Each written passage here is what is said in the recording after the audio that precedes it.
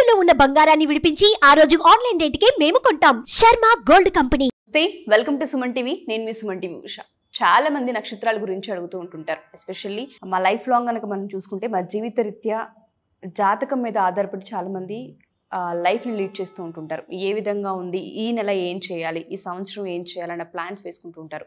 So 2025కి సంబంధించి అసలు నక్షత్రాలకి ఏ విధంగా ఉండబోతుంది, ఎస్పెషల్లీ వాళ్ళ లైఫ్లో ఈ నక్షత్రాలు ఎటువంటి ఇంపాక్ట్ని చూపిస్తున్నాయన్న వాటిని మనతో పాటు ఉమాదేవరకొండ గారు ఉన్నారు. ఆయన అడిగి తెలుసుకుందాం.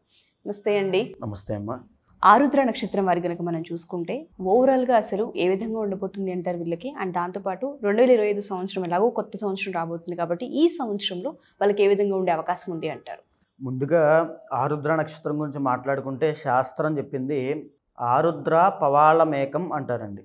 ఆకాశంలో మనం ఆరుద్ర నక్షత్రాన్ని ఒకే ఒక్క తారా నక్షత్రం కింద పగడం ఆకారంలో మనం దర్శనం చేసుకోవచ్చు. అయితే ముందుగా కొద్దిగా ఆరుద్ర నక్షత్రం గురించి వాళ్ళ జాగ్రత్తలు చెప్పి 2025లో ఎలా ఉండబోతుందో చెప్తాను.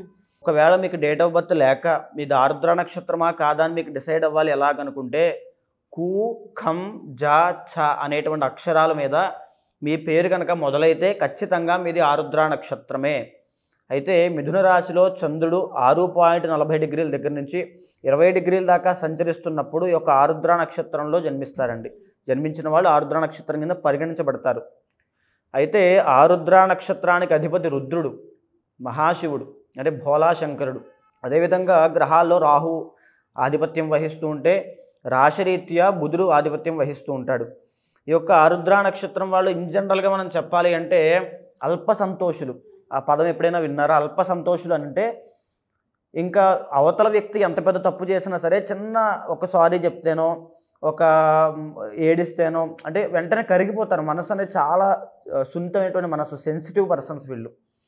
తరువాత అదేవిధంగా కోపం కూడా అదే రేంజ్లో ఉంటుంది. ఆరుద్ర నక్షత్రం వాళ్ళు బయటికి కనిపించే రూపం ఒకటి ఉంటుంది, లోపల వాళ్ళ యొక్క అంతర్గత రూపం ఇంకొకటి ఉంటుంది, వేరే కోణం కూడా ఉంటుంది, అది బయటికి కనిపించదు. వాళ్ళని తక్కువ అంచనా వేయడం మనం చేసే తప్పు. ఆరుద్ర నక్షత్రం వాళ్ళని తక్కువ అంచనా వేయకూడదు.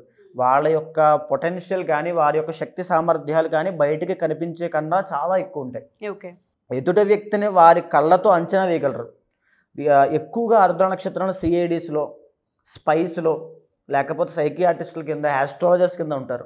ఎందుకంటే ఎదుటి మనిషి యొక్క ఆలోచనని వీళ్ళు పసిగట్టేస్తారు ముందే. సో వాళ్ళతో చాలా జాగ్రత్తగా ఉండాలి. అదేవిధంగా ఆరుద్ర నక్షత్రం వాళ్ళు కనుక కోపం వచ్చింది అంటే అక్కడ ఎలాంటి సిచ్యువేషన్ ఉన్నా సరే వెంటనే టక్కని వాళ్ళ కంట్రోల్లోకి తెచ్చుకోగలరు. ఎంత కోపమో, ఎంత సంతోషమో, ఎంత అల్ప సంతోషులో, ఎంత ఆవేశపరులో అంతే మంచితనం ఉంటుంది. ఏదైనా సాధించాలంటే విపరీతమైన పట్టుదల, పొగడ్తలకు పడిపోతారు ఎక్కువగా వీళ్ళు. ఆరుద్ర నక్షత్రం వాళ్ళ మైనస్ వీక్నెస్ ఏంటంటే పొగడ్తలకి పడిపోవడము, అతి మంచితనము. ఈ అతి మంచితనం అనేటువంటి గుణము ఆరుద్ర నక్షత్రానికి ఒక శాపం లాంటిది. వీళ్ళని ఎవరైనా పొగుడుతున్నారంటే వాళ్ళు అర్థం చేసుకోవాల్సింది మోసపోతున్నారు అని అర్థం. ఓకే.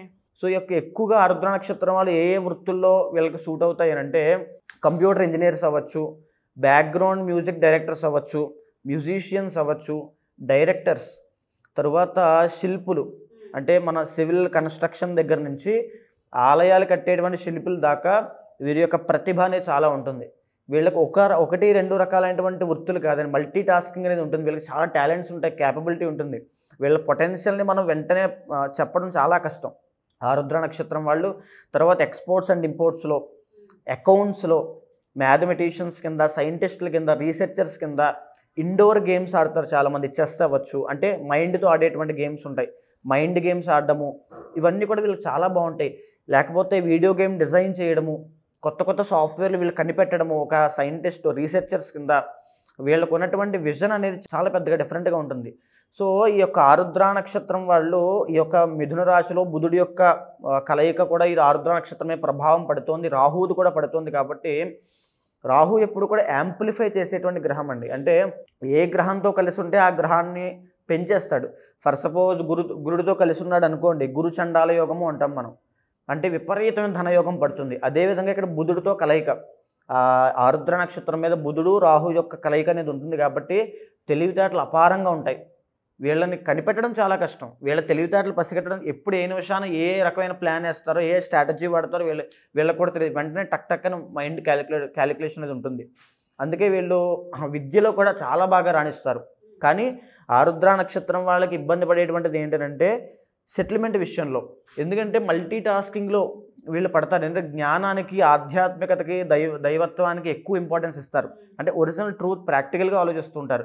సో ఈ యొక్క మెటీరియలిస్టిక్ థింగ్స్ మీద డబ్బు, ఈ యొక్క వ్యామోహం అనేది చాలా తక్కువ ఉంటుంది. ఒకవేళ ఆరుద్ర నక్షత్రం వాళ్ళు ఈ యొక్క డబ్బు ఇవన్నీ కూడా సంపాదించాలి ఏమని అనుకుంటే వీళ్ళకన్నా వీళ్ళ పక్కన భార్యో లేకపోతే భర్తో వేరే వాళ్ళ మీద ఆధారపడి తప్పకుండా చేయాల్సి ఉంటుంది. కొంతమందికి అది కూడా అంతర్గత జాతకంలో సప్తమ స్థానాన్ని గమనించుకోవాలి. పార్ట్నర్షిప్ స్థానం బాగుందా లేదా అని గమనించుకున్న తర్వాతనే డిసైడ్ అవ్వాలి, లేకపోతే మళ్ళీ లాస్ అయిపోతారు. అయితే ఒక ఆరుద్ర నక్షత్రానికి ఇబ్బంది పెట్టేది ఏంటంటే హార్ట్ ట్రబుల్ అనేది ఎక్కువ ఉంటుంది. హార్ట్ స్ట్రోక్స్ అవ్వచ్చు, పెరాలసిస్ అవ్వచ్చు, లేకపోతే ఈ యొక్క డిప్రెషన్. అంటే ఎప్పుడు కూడా ఒక ప్రాక్టికల్గా ఆలోచించేటువంటి మనిషికి, అంతలాగా డీప్ థింకర్స్కి, లేకపోతే అంత జ్ఞాన సంపన్నులకి ఎప్పుడు కూడా చేదు అనుభవాలు ఎదురవుతూ ఉంటాయి. అయితే వాళ్ళు ప్రాక్టికల్గా వెళ్తుంటారు, జ్ఞానాన్ని అనుసరించి వెళ్తుంటారు. కాబట్టి ఈ యొక్క కలియుగంలో వాళ్ళకి చేదు అనుభవాలే ఉంటాయి. ఒక ఆలోచన మొదలుపెట్టినా, ఒక బిజినెస్ మొదలుపెట్టినా, ఒక ఉద్యోగమైనా, వ్యాపారమైనా వీళ్ళు అదే సినిమాలో నాకు ఇష్టం లేదని చెప్పి వెంటనే మానేస్తారు. కొన్ని లక్షలు వచ్చే జాబ్ కూడా. అలాంటి ప్రాక్టికల్ మనుషులు అనమాట ఆరుద్ర నక్షత్రం వాళ్ళు. సో వీళ్ళ సక్సెస్ కావాలి అనుకుంటే ఆరుద్ర నక్షత్రం వల్ల దుర్గాదేవిని ఎక్కువగా ఆరాధన చేయాలి. కనకదుర్గాదేవిని లేదా దుర్గామాత, చండీపరాదేవత, వీళ్ళని ఈ యొక్క అమ్మవారిని ఆరాధన చేస్తే ఈ ఆరుద్ర నక్షత్రం వాళ్ళకి ఒక రకమైనటువంటి రాజయోగం పడుతుంది. ఎందుకంటే రాహు ఇచ్చేటువంటి థింగ్స్ అన్నీ కూడా, ఒక లగ్జరీ లైఫ్ అన్నీ ఇచ్చేస్తాడు వీళ్ళకి. అదేవిధంగా 2025 సంవత్సరంలో ఇప్పటిదాకా ఈ మిథున రాశిలో ఉన్నటువంటి ఆరుద్ర నక్షత్రం వల్ల చాలా రకాలుగా ఇబ్బందులు పడ్డారు. మార్చి 30 దాకా ఓపిక పడితే ఆరుద్ర నక్షత్రం వాళ్ళు మార్చి 30 తరువాత నుంచి అమోఘమైనటువంటి జాతకం వీళ్ళది. ఆర్థిక సమస్యలు పడేవాళ్ళైనా గుర్తుపెట్టుకోండి, ఆర్థిక సమస్యలతో మీరు బాధపడుతున్నా, అప్పులున్నా, రుణ బాధలు, ప్రేమ వ్యవహారాల్లో, ఎందుకంటే ప్రేమ విషయంలో కూడా ఆరుద్ర నక్షత్రం చాలా ప్రాక్టికల్గా ఉండడం వల్ల ఎక్కువ ఫెయిల్యూర్సే ఉంటాయి, బ్రేకప్సే ఉంటాయి. ఆ విషయంలో కూడా మీకు అదృష్టం కలిసి రావాలి అంటే, ఆ పరిస్థితులు మీకు అనుకూలంగా రావాలి అనుకుంటే మార్చి 30 తర్వాత విశ్వావసునామ సంవత్సరం అనేది మీకు చాలా గోల్డెన్ డేస్ ఆరుద్ర నక్షత్రానికి. సో మార్చి 30 దాకా మీరు చాలా జాగ్రత్తగా ఉండాలి. ఈలోపు శివుడికి రుద్రాభిషేకం చేయించడం కానీ, అమ్మవారికి కుంకుమ పూజ చేయడం కానీ చేసి దుర్గా స్తోత్రాన్ని ప్రతిరోజు పఠనం చేస్తూ, పారాయణ చేస్తూ ఉంటే ఆరుద్ర నక్షత్రం వాళ్ళకి గొప్ప రాజయోగం పడుతుంది. ఓకే, సో ఈ సంవత్సరాంతం కనుక చూసుకుంటే మార్చి తర్వాత నుంచి చాలా బాగుందని చెప్పుకోవచ్చు. అదేవిధంగా అక్టోబర్ నుంచి అండి, 2025 అక్టోబర్లో వీళ్ళకి ఒక అదృష్ట యోగం పట్టబోతోంది.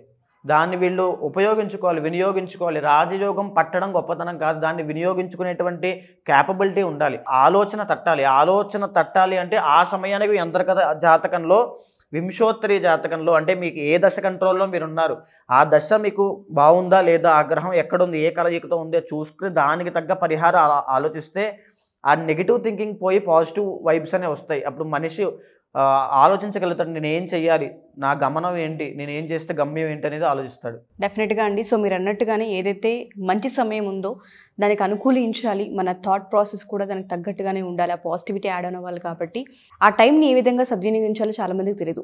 అంతర్గత జాతకంలో మనం ఎప్పటికప్పుడు చెప్తూ ఉంటుంటాం.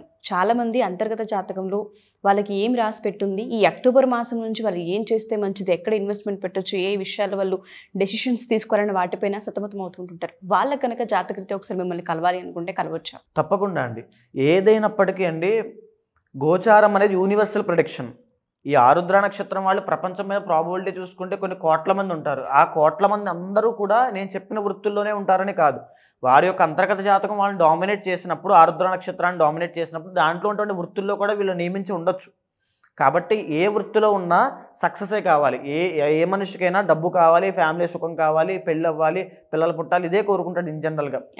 సో అలాంటి ప్రభావం, దుష్ప్రభావం ఏమైనా గ్రహాల మీద పడుతుందనే చూడాలి అనుకుంటే జన్మకుండలి, నవాంశ, దశాంశ, వింశోత్తరి ప్రతిదీ మనం చూసిన తర్వాతనే ఒక శాంతి పరిహారం చెప్పి దాన్ని ఆచరించేలా చేసి ఒక మంత్రాన్ని ఉపదేశించి ఈ మంత్రం చదువు అనేటువంటి ఒక రకమైనటువంటి దీక్షగా చదివిస్తే తప్పకుండా మనిషి సక్సెస్ అవుతాడు. ఓకే అండి. సో ఎవరైనా సరే మీరు కనుక అంతర్గత జాతకం చూపించుకోవాలి అనుకుంటే డెఫినెట్గా కింద స్క్రోల్ అవుతున్న కాంటాక్ట్ నెంబర్ని కాంటాక్ట్ చేస్తే ఉమాదేవరకొండ గారెడ్డి మీకు పూర్తి డీటెయిల్స్ ఇచ్చే అవకాశం ఉంటుంది. థ్యాంక్ యూ అండి. Thank you so much.